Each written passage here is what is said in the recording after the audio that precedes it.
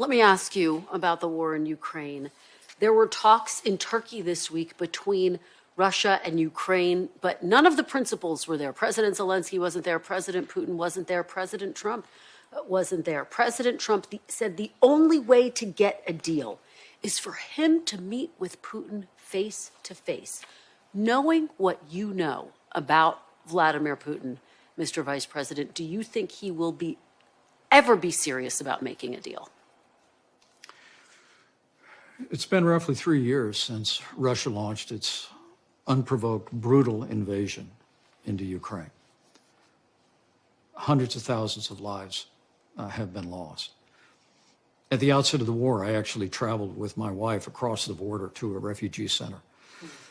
Saw hundreds and hundreds of women and children of every age fleeing from the Russian invasion. I would return there a year or so back and meet with President Zelensky and hear again about the horrors and depredations of the Russian military.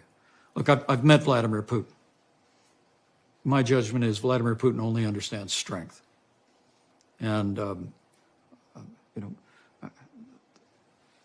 President Zelensky has agreed to a ceasefire, a 30-day ceasefire that our European allies called for.